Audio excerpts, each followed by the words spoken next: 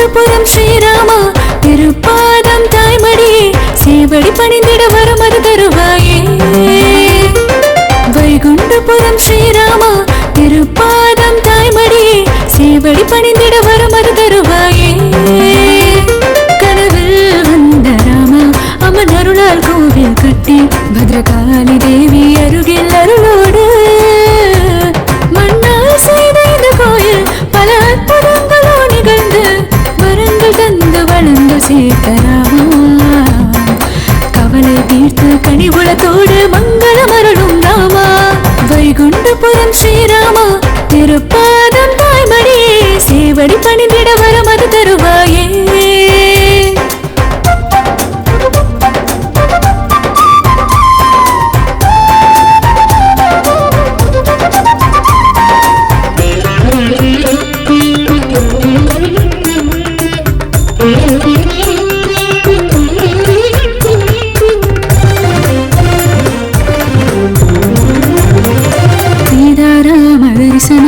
ஹனுமானும் துணையாக சீதாராம தரிசனம் ஹனுமானும் துணையாக என்றுமே அருள் தரும் மோக தரிசனம் ஒன்றே போதும். வைகுண்டபுரம் வாழும் எங்கள் ராமா என்றுமே அருள் தரும் மோக தரிசனம் ஒன்றே போதும். வைகுண்டபுரம் வாழும் எங்கள் ராமா வினைகள் தீர்க்கும் கணபதியும் இளையவ குருகனும் சேர்ந்து மக்களை காக்கும் மன்னா எங்கள் ராமா.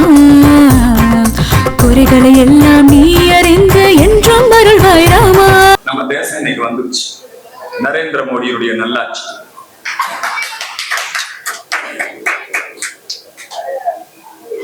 உலகம் முழுக்க இன்னைக்கு யுத்தம். ஏன்னா எந்த நேரத்துல குண்டு வீசுவான்னு தெரியல. துபாயில எல்லாம் நம்ம ஆடுகள்லாம் போய் அண்ணா என்ன நடக்கும்னே தெரியல, நாங்க இந்தியாவுக்கு வந்துடணும், நிம்மதியா இருக்க முடியல. இலங்கையில பெட்ரோல் டீசல் தட்டுப்பாடு, எரிபொருள் கிடைக்கல, எரிவாயு கிடைக்கல, விலைவாசி உயர்வு. பாகிஸ்தான்ல உள்நாட்டு குழப்பம், விலைவாசி உயர்வு, மக்கள் லைன் நிக்கிறான், கரண்ட் இல்ல. இந்த வளைகுடா யுத்தம், அமெரிக்க இஸ்ரேல் ஈரான் யுத்தம் உலகத்திலே 3வது உலக யுத்தம் வந்திருக்குமோ? அதுல பாருங்க நம்ம நாடு நடுநிலையா நிற்கும்.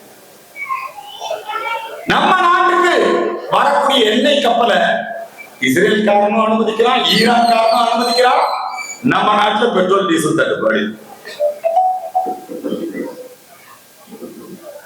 என்ன காரணம் என்று சொன்னால், நம்முடைய இந்து தர்மத்தின் மீது, இந்து தேசியத்தின் மீது பற்றுதல் கொண்ட நரேந்திர மோடியுடைய நல்லாட்சி இன்றைக்கு கண்ணை இமை காப்பது போல. அந்த ராம ராஜ்யம் சொல்றாங்க இல்லையா, அந்த ராம ராஜ்யம் இன்னைக்கு நரேந்திர மோடியுடைய வடிவத்திலே இன்றைக்கு இந்த அரசாங்கம் இந்த மக்களை காப்பாற்றுகிறது. நமஸ்தே சதாவத்சலே மாத்ருபூமே துவயா இந்து பூமே சுகம் வர்திதோகம். அதுல இன்னைக்கு இந்த பாரத தேசம் வந்தே மாதரம், அந்த பாரதனுடைய 150வது ஆண்டு விழாவை நாம் கொண்டாடி கொண்டிருக்கிறோம். தொங்கி துர்கா தசரதகண நாரிணி கமலாம் கமலதன விகாரிணி வாணி வித்யாதாயினி. இந்த தேசத்தை துர்க்கையாக, சரஸ்வதியாக, லட்சுமியாக, இந்த கோவிலிலே இருக்கக்கூடிய பத்ரகாளியாக, மாகாணி வடிவமாக அந்த வந்தே மாதரம் பாடல் செய்கிறது. அந்த பாடல் நம்முடைய தேசத்தினுடைய சுதந்திரத்திற்கு வித்திட்ட பாடல். அதுவே 150 RSS நூற்றாண்டு விழா. இங்க நம்முடைய தென்னகத்தின் அயோத்தியின் பேர் வச்சிருக்கீங்க. உண்மையிலேயே எல்லாரும் ஒரு முறை ஜோர கைதட்டுங்க. தென்னகத்தின் அயோத்தி. நம்முடைய உயிரின் மேலான இந்துக்கள் ஒன்றுபட்டு இருக்கிறது.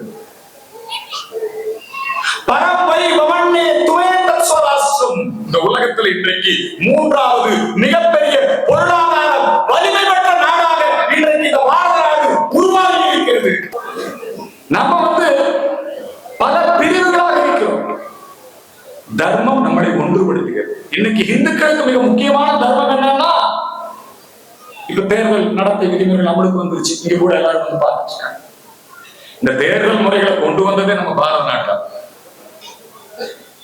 நான் இப்போ நேற்றைய முன்தினம் இருந்தேன் அந்த ஊர்ல.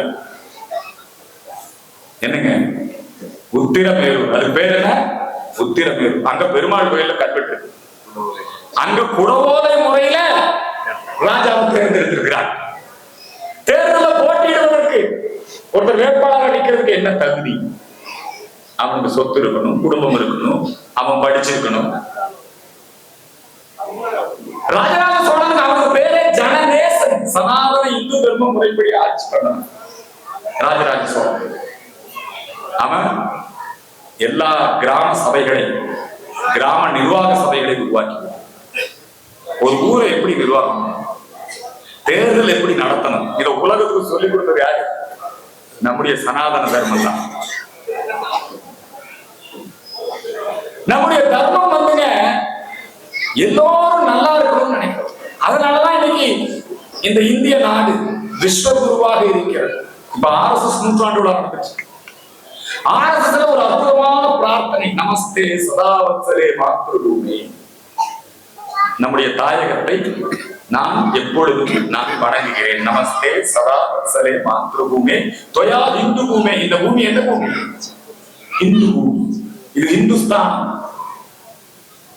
இது இந்த இந்துஸ்தான் பிரிட்டிஷ்காரர்கள் தான் வந்ததுன்னு இந்த திராவிட பாடல் பேசிட்டு ராமாயண காலம், அதுக்கு முந்தைய காலம். அந்த காலத்திலேயே மெகஸ்தனிஸ்னு ஒரு யாத்ரீகன் வந்தான் 2000 வருஷத்துக்கு முன்னாடி. அவன் இதுக்கு பேரு, அவன் இந்தியாவை பத்தி எழுதும்போது இந்தியா அப்படின்னு. பிரிட்டிஷ்காரன் வந்து ஈஸ்ட் இந்தியா கம்பெனி தான் பேர் வச்சான். இப்ப இவன் சொல்ற மாதிரி தமிழ் தேசியம் ஈஸ்ட் தமிழ்நாடுன்னு வைக்கல. இந்தியா என்று இருப்பது, ஹிந்து தேசியம் என்று இருப்பது, கல் தோன்றி மண் தோன்றா காலத்து முன்னரே பாரதியார் பாடல் சொல்றார். தொந்து நிகழ்ந்தது அனைத்து உணர்ந்திடும் சூழ்நிலை வாணர்களும் இவள் என்று பிறந்தவள் என்று உணராத. என்னைக்கு இந்த நாடு தோன்றுச்சுன்னு சொல்லுங்க. ஹிமாலயம் சாமரபியம் யாவரிந்து சரோவரம் தம் தேவதம் நிர்மிதம் தேசம் ஹிந்துஸ்தானம் பகைச்சது. புராணத்தில் வருது. விஞ்ஞானத்தில், மருத்துவத்தில் உயர்ந்த இடத்திலே இருந்த பிரான்ஸ் மக்கள் செத்து மடிந்தார்கள். நீங்க எல்லாம் கொரோனா காலத்துல இருந்திருக்கீங்க, தெரியும். வெளியே வர முடியாது.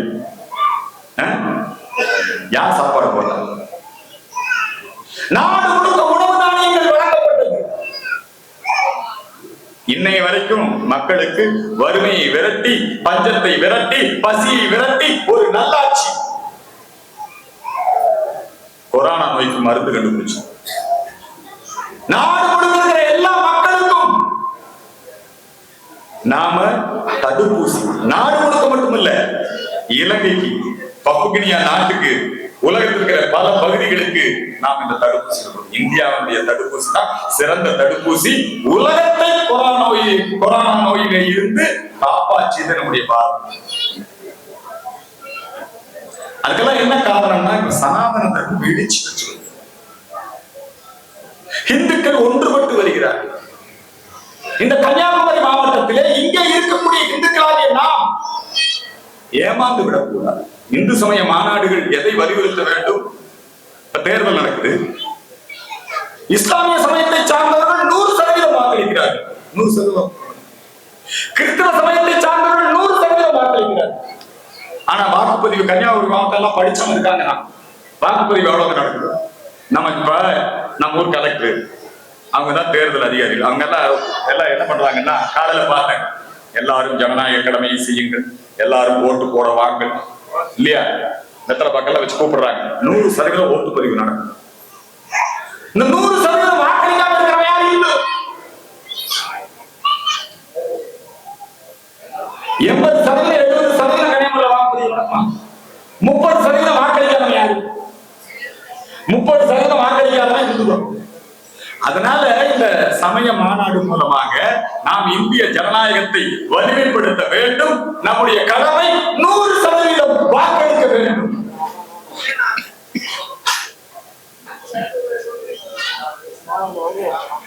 இந்துக்கள் ஒன்றுபட்டு இருக்க வேண்டும். அதற்கான காலமும் நேரமும் சூழலும் இன்றைக்கு உருவாகிவிட்டது. நாம் இந்து சமயத்தை பற்றி தெரிந்து கொள்ள வேண்டும், ஆன்மீகத்தை பற்றி தெரிந்து கொள்ள வேண்டும், தேசியத்தை பற்றி தெரிந்து கொள்ள வேண்டும், உண்மைகளை தெரிந்து கொள்ள வேண்டும். நாம் அடுத்த சந்ததிக்கு சொல்ல வேண்டும். அடுத்த சந்ததிக்கு சொல்ல. அந்த நல்ல நோக்கத்துலதான் இந்துக்கள் அவர்கள் இந்துக்களாக வாழ வேண்டும். நமக்கு இருக்கிற ஒரே நாடு இந்த பாரத நாடு. நம்ம ஊர் இந்த கன்னியாகுமரி. இந்த கன்னியாகுமரி இந்திய நாட்டிலே ரொம்ப விசேஷமான முக்கடலும் சங்கமிக்கின்ற ஒரு இடம்.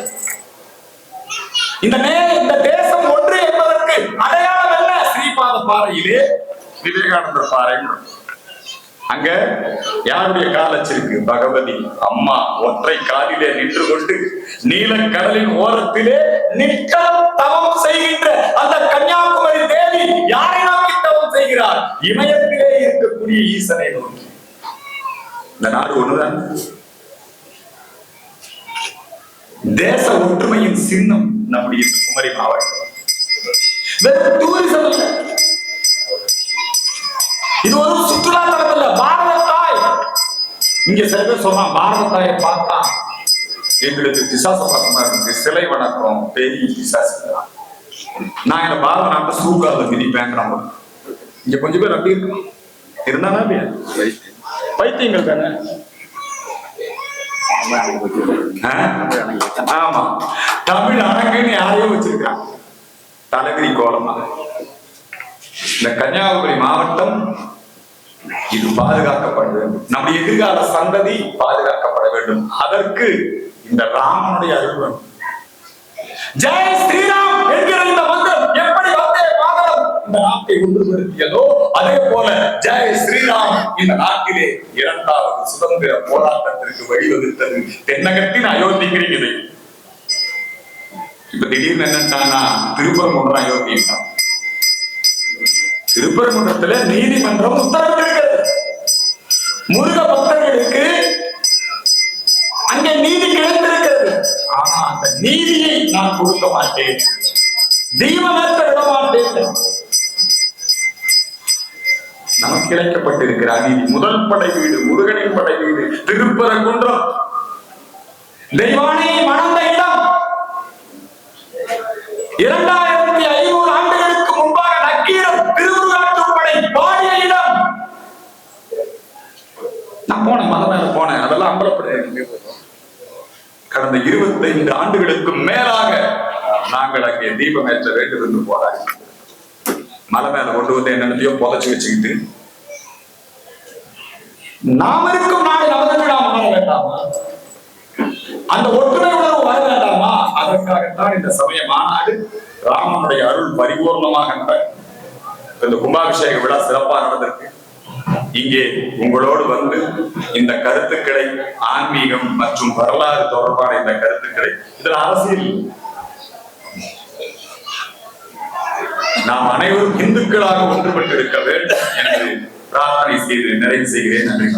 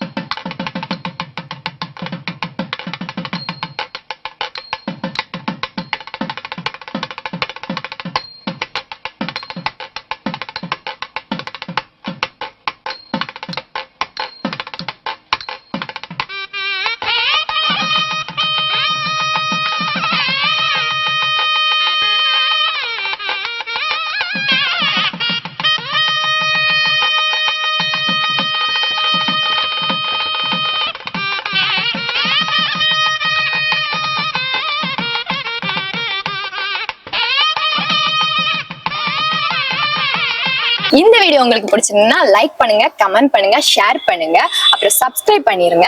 மறக்காம பக்கத்துல இருக்கிற பெல் ஐகானை கிளிக் பண்ணுங்க. அப்பதான் நாங்க போடுற வீடியோ உங்களுக்கு உடனுக்குடன் நோட்டிபிகேஷன்ல வரும். Bye by.